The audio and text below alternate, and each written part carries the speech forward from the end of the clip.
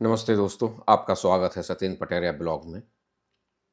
और इस ब्लॉग में मैं डिस्कस करने वाला हूं कि मैंने कैसे दिल्ली एनसीआर से कन्याकुमारी तक का जो ट्रैवल था वो कैसे प्लान किया। और ये प्लान ऐसे नहीं था कि मैंने सोलो ड्राइविंग किया है। हाँ, इसको आप बोल सकते हो सोलो ड्राइविंग विद फैमिली। तो इस जर्नी में का मेरा जो एक्सपीरियंस रहा और मेरी फैमिली का जो एक्सपीरियंस रहा वो मैं आपके साथ शेयर करूँगा। प्लस हमने कैसे प्लान किया है इसको, जर्नी को, कि फैमिली के साथ में कहीं पे कोई इश्यूज़ ना आए हम लोगों को। तो कहाँ पर रुकना है, कैसे जाना है, क्या तैयारियां हमने करी थी इसको जाने के लिए, वो सारी है पॉइंट्स इसमें मैं कवर करूँगा। तो बने रहिए आप मेरे साथ इस वीडियो में और वीडियो को एंड तक ज़रूर देखिए। डेफिनेटली अगर आप एक ट्रैवल लवर हैं और आप अपनी कार से विद फैमिली ट्रैवल करना पसंद करते हैं तो definitely this is the right place to you. और इसमें आपको काफ़ी सारी इन्फॉर्मेशन मिल जाएगी कि कहाँ रुकना है, कैसे जाना है और क्या-क्या जगह आपको विज़िट करनी है। But everyone have its own plan. But आपको कुछ तो हेल्प मिल ही जाएगी इस ब्लॉग से। तो बने रहिए मेरे साथ बिल्कुल एंड तक, सपोर्ट करते रहिए मुझे यूं ही यूट्यूब पर। और अगर जो लोग अभी भी जिन्होंने सब्सक्राइब नहीं किया है तो मैं तो रिक्वेस्ट करूँगा, so please subscribe my channel and support us. And अगर आपको पसंद आए, मेरे ब्लॉग्स पसंद आते हैं तो डेफिनेटली आप अपने दोस्तों से भी शेयर करिए सो दैट कि थोड़ा सा तो मोटिवेशन मिले कि हाँ मुझे बनाना चाहिए और लोग पसंद कर रहे हैं। ओके, सो आज का वीडियो स्टार्ट करते हैं। ये जर्नी स्टार्ट होती है नोएडा शहर से। और फर्स्ट डे हमने कंप्लीट किया नोएडा से भोपाल। और भोपाल कैसे पहुंचे हम? वो ग्वालियर होते हुए शिवपुरी, गुना होते हुए हम भोपाल पहुंचे। एंड भोपाल पहुंचने के बाद फिर हमने सेकेंड डे में जो डिस्टेंस कवर करी वो करी भोपाल से नागपुर और नागपुर से हैदराबाद। हैदराबाद में स्टे किया और हैदराबाद में स्टे करने के बाद थर्ड डे में मैं पहुंचा श्रीशैलम। श्रीशैलम से होते हुए नेक्स्ट डे में फिर हम पहुंचे तिरुपति। तिरुपति से पौंडचेरी, पौंडचेरी से रामेश्वरम, रामेश्वरम से कन्याकुमारी और कन्याकुमारी से डायरेक्ट सीधा घर। ये हमारा ट्रैवल प्लान था और इसको डिटेल्स में आते हैं हमने कैसे एग्जीक्यूट किया।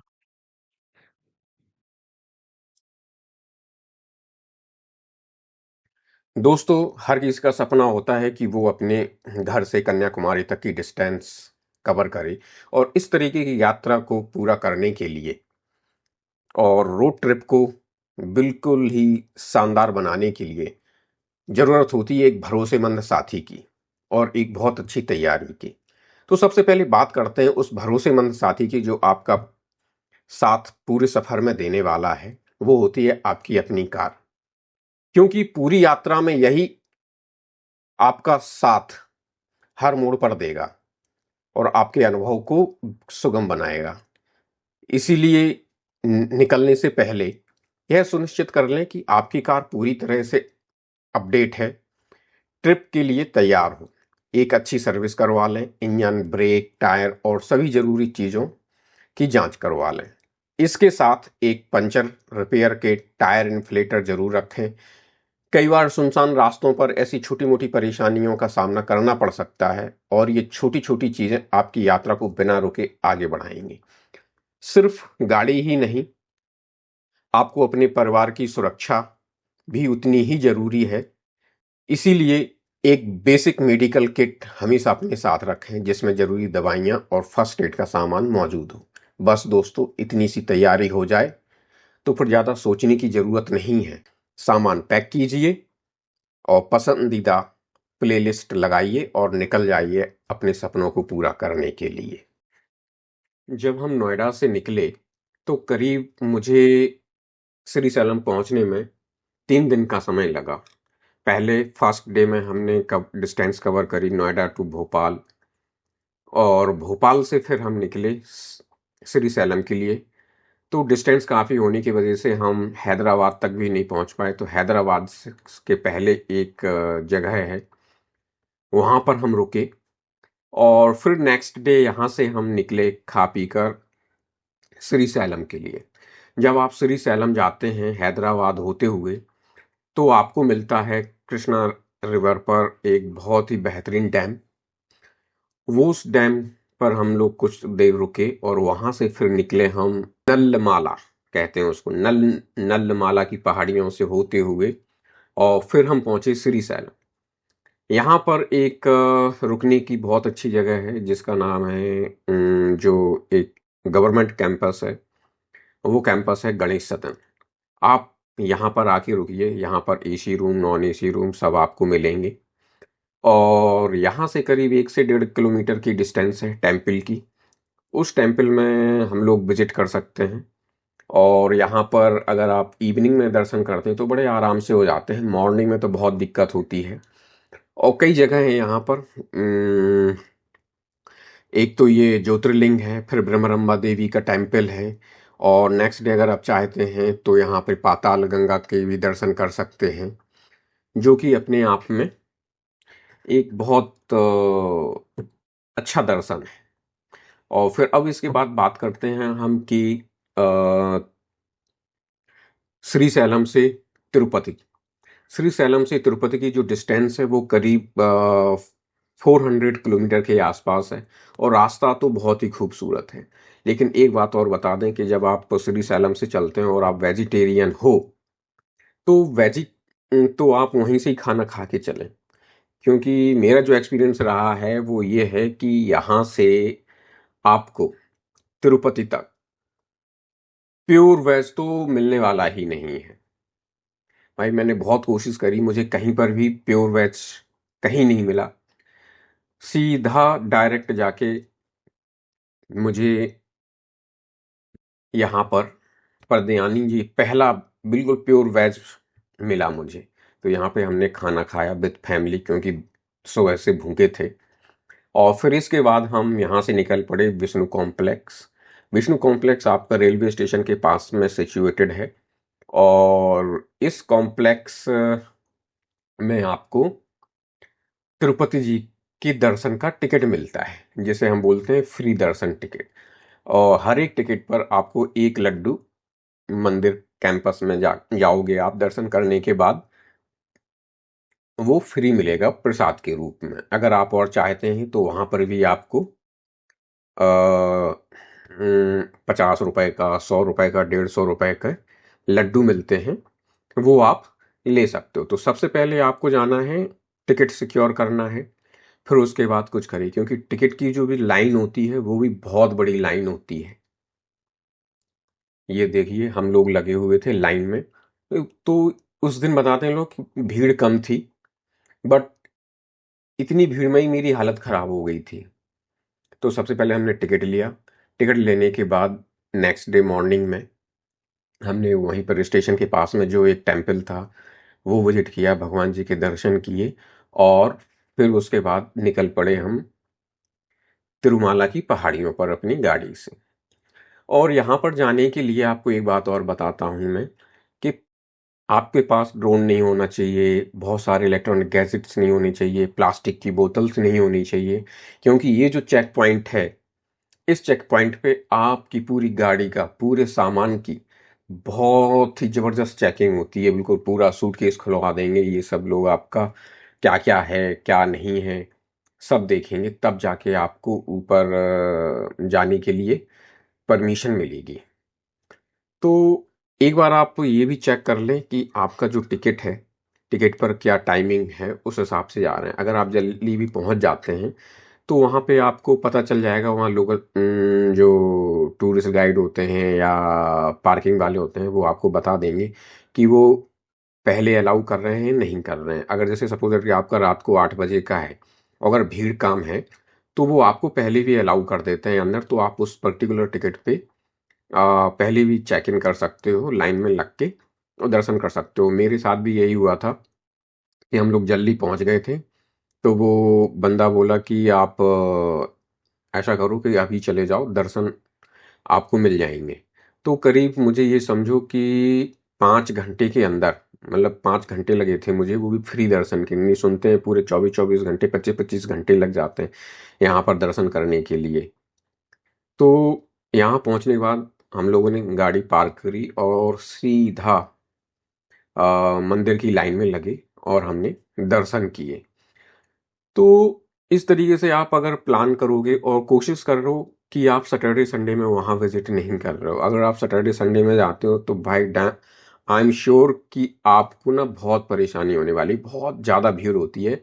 लेकिन ये भीड़ ना तब भीड़ और परेशानी उस समय आप बिल्कुल छूमंतर हो जाएंगे जब आपको प्रभु के दर्शन होंगे।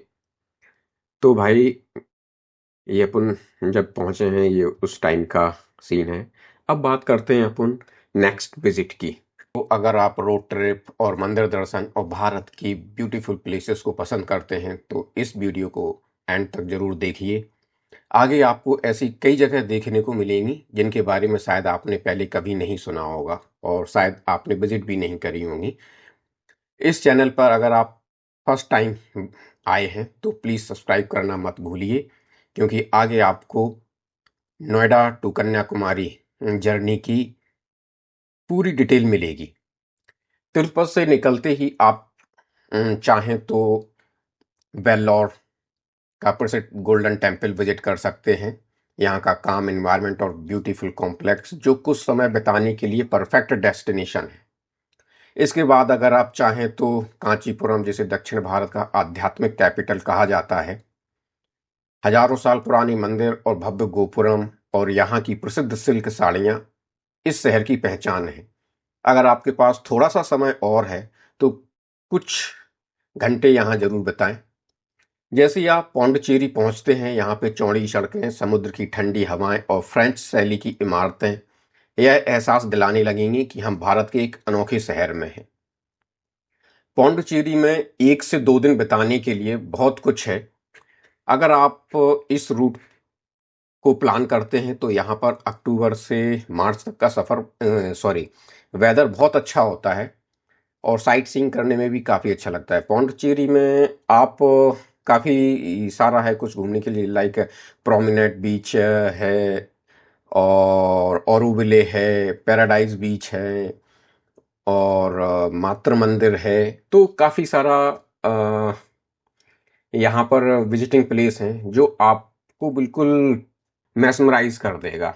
तो बस अब नेक्स्ट डेस्टिनेशन की बात करते हैं अपन। तो आपको अपने खास डेस्टिनेशन की बात बताते हैं, रामेश्वरम की। पौंडुचेरी से रामेश्वरम की जो डिस्टेंस है वो लगभग 425 किलोमीटर है और सड़कें काफ़ी अच्छी हैं। लेकिन दोस्तों, रामेश्वरम पहुंचने का जो असली रोमांच तब शुरू होता है जब आप पंबन ब्रिज के करीब पहुंचते हैं। समुद्र के बीचों बीच बना यह पुल और इस पर ड्राइव करना अपने आप में एक अनोखा अनुभव देता है। रामेश्वरम पहुंचकर आप यहाँ पर 2 से 3 दिन आराम से बिता सकते हैं, क्योंकि यहाँ पे मंदिर है, बहुत सारे रिलीजियस प्लेसेस हैं और भी बहुत सारा कुछ यहाँ पे देखने के लिए है। और वैसे अगर आप यहाँ आते हैं और धनुषकोडी आप नहीं जाएं, ऐसा हो नहीं सकता। और धनुषकोडी के पास में ही एक जगह है जहाँ पर आपको फ्लोटिंग स्टोन भी देखने को मिल जाएगा। और फ्लोटिंग स्टोन देखने के बाद आप पहुंचते हैं भारत के उस स्थान पर जिसे लास्ट लैंड ऑफ भारत भी कहते हैं, the last land of India, यानी भारत का अंतिम छोर। एक तरफ इसके बंगाल की खाड़ी है, दूसरी तरफ हिंद महासागर। और ये देख के ना आपको बिल्कुल ऐसे लगेगा कि वाओ यार, मतलब वाओ फैक्टर आता है यहाँ। ये देखो। और यहाँ पे रुकते हैं अगर आप और फिर रामेश्वरम में आए हैं तो आपको क्या क्या करना है। सबसे पहले तो भाई आप आते हैं अग्नि तीर्थम में स्नान करते हैं। अग्नि तीर्थम में स्नान करने के बाद आप जाते हैं 22 कुंडों का स्नान करते हैं। और अग्नि तीर्थम से लगा हुआ है रामेश्वरम टेम्पल, जिसे कहते हैं रामानाथ स्वामी टेम्पल। और इसकी जो डिस्टेंस है अग्नि तीर्थम की, वो केवल वॉकिंग डिस्टेंस है। तो यहाँ पर है अग्नि तीर्थम में स्नान करो, फिर 22 कुंडों का स्नान करो, फिर रामानाथ स्वामी के दर्शन करो, और फिर बढ़िया आपको और भी जो कुछ दर्शन करने हैं यहाँ पर वो करो। यहाँ पर आपको और भी विजिट करना है तो एपीजे अब्दुल कलाम देख सकते हैं, सी वर्ल्ड एक्वेरियम देख सकते हैं, और एक ऐसा गांव जो घोष टाउन है जो कि धनुषकोडी के पास है, वो आप देख सकते हो। और जब हम भारत के दक्षिण हिस्से तक पहुंच ही चुके हैं तो मन में एक सवाल जरूर आता है, जब रामेश्वरम आ ही गए हैं तो आखिर कन्याकुमारी कितनी दूर है।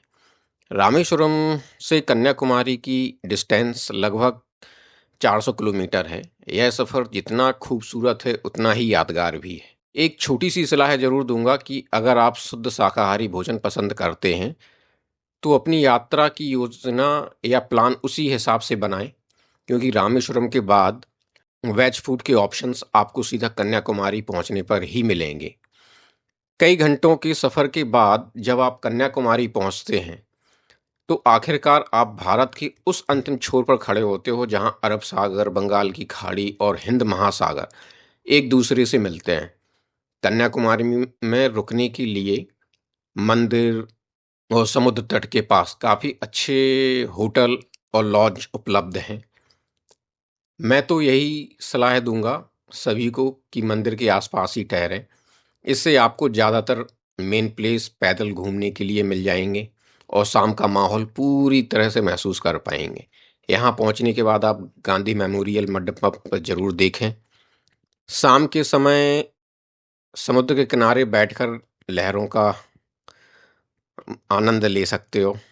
यदि आप मंदिर के आसपास ठहरते हैं तो कई बार आपको लोकल कल्चरल प्रोग्राम देखने को भी मिल जाते हैं जो इस जर्नी को और भी यादगार बना देते हैं। अगले दिन सुबह आप कन्याकुमारी मंदिर के दर्शन करके मंदिर दर्शन के बाद निकल पड़िए यहाँ से सबसे प्रसिद्ध जगह स्वामी विवेकानंद रॉक मेमोरियल। समुद्र के बीच में यह मेमोरियल है और यहाँ पहुँचने के लिए आपको फेरी पकड़नी पड़ती है, जिसका टिकट आपको 100 रुपीज़ और 300 रुपीज़ के आसपास का मिलता है। विवेकानंद मेमोरियल के ठीक पास में स्थित है तिरुवल्लुवर स्टैचू, जो बहुत ही देखने लायक है। समुद्र के बीच में खड़ी यह विशाल स्टैचू संत कवि तिरुवल्लुवर को समर्पित है। यहाँ से दिखाई देने वाला समुद्र का दृश्य वास्तव में अद्भुत है। और अब तो यहाँ ग्लास ब्रिज भी है, एक नया अट्रैक्शन बन चुका है। पारदर्शी रास्ते पर चलते हुए नीचे लहरों को देखना एक अपने आप में अलग ही अनुभव है। अगर आप पूरी यात्रा का विस्तृत या डिटेल रिव्यू अनुभव करना चाहते हो तो इस वीडियो के डिस्क्रिप्शन बॉक्स में पूरी प्लेलिस्ट का लिंक दिया है। आप ऊपर दिखाई दे रहे आई बटन पर भी क्लिक करके पूरी सीरीज देख सकते हैं जो मैंने लास्ट ईयर जून में करी थी। उम्मीद करता हूँ कि आपको नोएडा से कन्याकुमारी तक का सफ़र अगर कोई बंदा कर रहा है तो उसको ये जानकारी काफ़ी अच्छी लगी होगी। अगर यह वीडियो अच्छा लगा है तो लाइक करें, चैनल को सब्सक्राइब करें और बेल आइकन दबाना ना भूलें, ताकि आने वाली वीडियो की इन्फॉर्मेशन आपको सबसे पहले मिल सके। जय हिंद, जय भारत। मिलते हैं जल्दी ही एक और नए अनुभव, नई मंजिल के साथ। तब तक के लिए खुश रहिए, सुरक्षित रहिए, घूमते रहिए।